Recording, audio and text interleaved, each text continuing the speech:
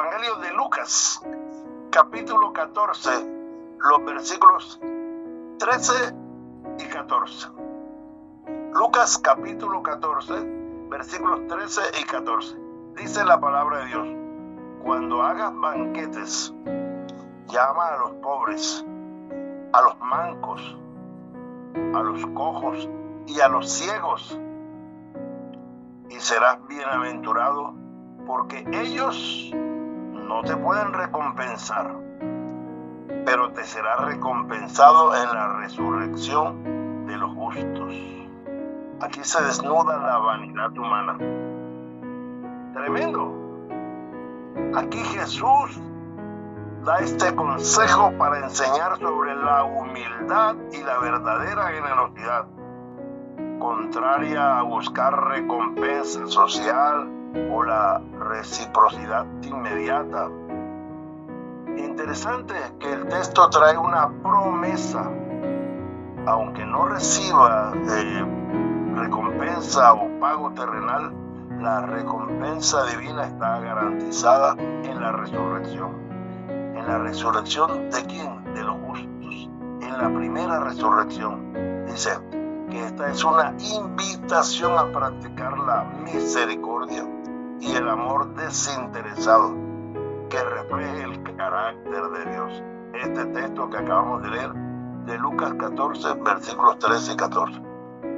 El tema que voy a tratar está basado en Juan capítulo 2, versículos 1 y 2.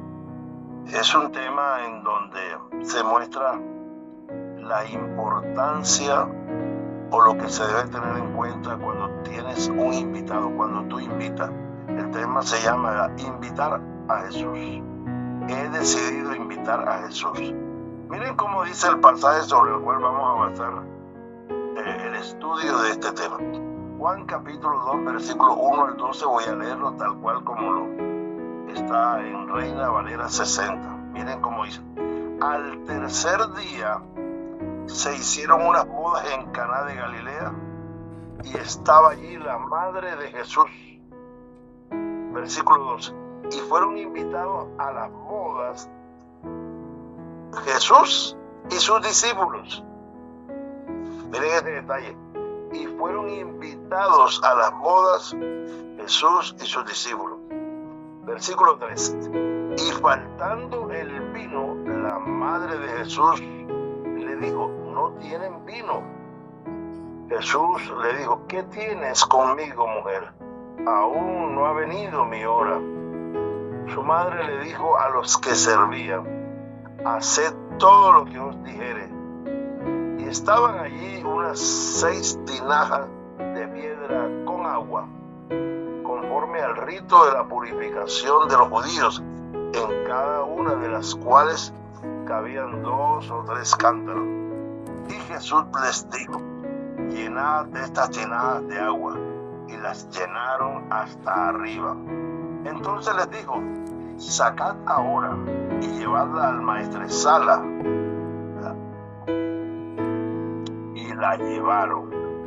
Cuando el maestresala probó el agua hecha vino, sin saber él de dónde era, aunque lo sabían los sirvientes que habían sacado el agua, llamó al esposo y le dijo: todo hombre sirve primero ya el buen vino, y cuando ya han bebido mucho, entonces el inferior, mas tú has reservado el buen vino hasta ahora.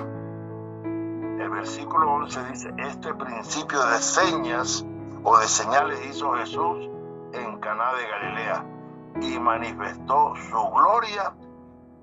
Y ojo este detalle: y sus discípulos creyeron en él. Y termina diciendo el pasaje en el versículo 12, dice: después de esto descendieron a Capernaum él, su madre, sus hermanos y sus discípulos, y estuvieron allí no muchos días. Apreciado, este pasaje tiene tantas lecciones, hay tanta riqueza espiritual, tantas lecciones para aplicar a nuestras vidas. Pero yo solamente me voy a referir a una partecita, a unos datos importantes de acuerdo al título de este tema. He decidido invitar a Cristo. Lo primero que debemos recordar es un poco de la cronología bíblica relacionada con el contexto del pasaje. Miren, luego de que Jesús fuese ungido al ser bautizado en el río Jordán por Juan el Bautista, el Espíritu Santo lo llevó, dice la historia bíblica, lo llevó al desierto para ser probado, para ser capacitado para la obra a la cual había sido enviado por el Padre Celestial. Nosotros podemos ver eso, por ejemplo, en Lucas 4:43. Dice, pero Él les dijo, hablando de Jesús, es necesario que también a otras ciudades anuncie el evangelio del reino de los cielos, porque para esto he sido enviado. Corroborando lo que acabamos de decir, el Padre Celestial le dio dos grandes comisiones al Hijo: predicar las buenas del evangelio, y la otra, dar su vida por el hombre pecador. Y allí en el desierto, que llamamos el desierto de la prueba, el desierto de la tentación, Jesús pasó 40 días y 40 noches. Luego de estos, Jesús escogió los 12 discípulos, los 12 que andarían con él, y fundó la iglesia apostólica, la iglesia primitiva. Y ahí viene el relato del pasaje. Al tercer día, dice, se hicieron unas bodas en Caná de Galilea. Y aquí notamos que el escenario donde sucede, ¿verdad?, esta primera seña, este primer milagro, eran una fiesta de boda, una fiesta de matrimonio. Y nos dice al final del versículo 1 y luego el versículo 2 dice, y estaba allí la madre de Jesús, María. Y fueron invitados a las bodas Jesús y sus discípulos. Es interesante lo que primero el prometido, el novio, en la lista de invitados de bodas que había hecho, había decidido invitar a Jesús.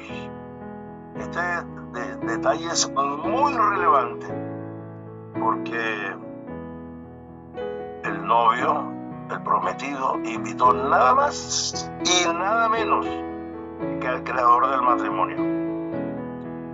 Génesis 2:24, luego de una tremenda conexión a primera vista que Jesús notó en Adán enseguida de la creación de la mujer, y el altísimo sentido de pertenencia que expresó en el versículo anterior, en el 23, dice, porque él con expresión de asombro dijo, esto ahora es hueso de mis huesos, carne de mi carne, esta será llamada varona, porque del varón fue tomada. Enseguida el Señor aprovechó esto y les casó. Por tanto, dice el versículo 24 de Génesis 2, por tanto, dejará el hombre a su padre, a su madre, se unirá a su mujer y serán una sola carne. Él es el creador del matrimonio, el anfitrión de esas bodas, de esa fiesta. Había comprendido lo que muchos aún hoy no han comprendido. ¿De qué se trata? De que el matrimonio es de tres: el hombre, la mujer y Cristo en medio de ellos. ¿Cómo dejar por fuera del vínculo matrimonial al Creador? ¿Quién podría saber más de esa unión que aquel que la creó? Y yo pregunto, ¿has invitado a Jesús a tu matrimonio? ¿Has invitado a Jesús a tu hogar? ¿Has invitado a Jesús a tu casa? ¿Has invitado a Jesús en tu vida? Pues déjame decirte una cosa. La presencia de Cristo en el matrimonio es garantía de seguridad. garantía de amor, es garantía de fidelidad, es garantía de estabilidad, es garantía de paz, es garantía de permanencia en la unión. ¡Qué cabezazo! ¡Qué jugada la del novio! Pensar en asegurar todo esto que hemos dicho, ¿verdad? Todo esto que hemos mencionado. Si tú no lo has hecho, aún es tiempo para que invites a Jesús en tu matrimonio, en tu hogar y en tu vida. Miren, las estadísticas relacionadas con los divorcios en los matrimonios son impresionantes. El 45% se divorcia el primer año. El 20% lo hace entre el primer y el tercer año. El 15% lo hace entre el cuarto y el octavo año.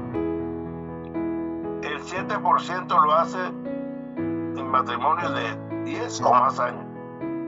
El 5% se sostiene por conveniencia social, conveniencia económica, conveniencia política, conveniencia religiosa, desamor y otros. Un 4% se mantiene por no tener el valor para separarse. Y solo un 3%, ¿verdad?, se sostienen porque Jesús es su invitado permanente. ¿En cuál de esos grupos de estas estadísticas ya se encuentra tu matrimonio? Y si no es Jesús quien guía tu matrimonio, entonces ¿quién crees que lo está guiando? No es necesario rebuscar mucho para darnos cuenta con tristeza y dolor. Tengo que decir que entonces quien está guiando tu matrimonio, tu vida y tu hogar es el príncipe de este mundo. Él reina en este mundo de pecado y de maldad, menos en Cristo. Lo dice la Biblia. Juan capítulo 14, versículo 30. Estas son palabras de Jesús. Dice Jesús: no hablaré ya mucho con vosotros, porque viene el príncipe de este mundo y él no tiene nada en mí. Es decir, Satanás no tenía ningún poder, dominio, ni pecado en Jesús que le permitiera reclamarlo de él como suyo. Es imperativo que tú decidas invitar a Cristo en tu vida. Y como resultado y evidencia de lo que significó para el novio, para el esposo, luego esposo, haber invitado a Jesús a su fiesta de bodas, eso está relatado ahí a partir del versículo 13. Y faltando el vino, la madre de Jesús le dijo a Jesús: no tienen vino. Esto no fue una simple información de las circunstancias, era una sugerencia. De alguna manera, María, la madre de Jesús, estaba involucrado con los anfitriones. En el deseado de toda la gente se dice que eran familiares. Y también estaba involucrada en la organización de la boda, del evento en sí. De modo que María, que conocía perfectamente las costumbres, ¿verdad?, de la celebración de una fiesta de bodas, sabía perfectamente lo que significaba que se hubiese terminado. Las fiestas de boda eran largas, demoraban varios días, y era imperativo, era costumbre de que el novio proveyera suficiente comida y bebida durante toda la fiesta. Y el que se terminara el vino, el que escaseara el vino en ese tiempo de duración de la fiesta, era una verdadera desgracia. Él era considerado incluso una falta de hospitalidad. Y era una vergüenza, ¿verdad?, que quedaba en la mente de los asistentes y se difundía esto. Ya. Pero los beneficios, las mercedes de Cristo, ¿verdad?, de haber sido invitados, se hicieron latentes. Miren, apreciados, no invitar a Jesús ocasiona consecuencias. No invitar a Jesús, no solo en el matrimonio, en el hogar y en la vida, ocasiona consecuencias. Nosotros debemos tener un invitado permanente, un invitado que nos permita o que tenga como conclusión que cuidemos nuestro sentir, nuestro pensar, nuestras palabras y nuestras acciones. Y a mí me llama la atención lo que se narra en el versículo 11. Es interesante en ocasión de este milagro. Dice el versículo 11: este principio de señales hizo Jesús en Caná de Galilea y manifestó su gloria. Y yo tengo subrayado en este tema: y sus discípulos creyeron en él. Esta primera manifestación del poder divino que estaba en Jesús no era únicamente satisfacer la necesidad del vino en la fiesta de boda, sino que sus discípulos creyeron en él. Recuerden que estaba comenzando el ministerio de Jesús. Sus discípulos creyeron en él como el Mesías prometido. Yo he decidido invitar a Cristo en mi vida. ¿Y tú? ¿Ya lo hiciste? Invitar a Jesús a la vida tiene la garantía de aceptación. Él no te deja esperando. Él asiste, Él va, Él llega donde hay hospitalidad. Pero además, tu gozo, el del que invita, es tal que siempre vas a buscar la forma de compartirlo con todo el que pueda. Por ejemplo, luego de la resurrección de Jesús, al tercer día, la Biblia narra un hecho, un pasaje interesante. Había ese domingo, primer día de la semana, que Jesús resucita. Iban dos de los discípulos, ¿verdad?, de camino de Jerusalén a Emaús. Esta historia la narra Lucas a partir del capítulo 24. Pero yo solamente voy a extraer unos pequeños detalles de esa historia. Por ejemplo, el pasaje está en Lucas 24, del 13 al 35, pero solamente voy a tomar dos versículos, capítulo 24, 28 y 29, los textos. Dice que llegaron a la aldea, o sea, llegaron a Emaús, llegaron a la aldea a donde iban. Y él, refiriéndose a Jesús, hizo como quien iba más lejos. Dice, mas ellos le obligaron a quedarse, diciendo: quédate con nosotros, porque se hace tarde y el día ya ha declinado. Entró pues a quedarse con ellos. Miren que el texto no dice, ¿verdad?, y ellos invitaron a Jesús a quedarse. No es invitado, no. El texto dice, le obligaron a quedarse. La palabra griega usada como obligarse, o traducida como obligarse, es angerú.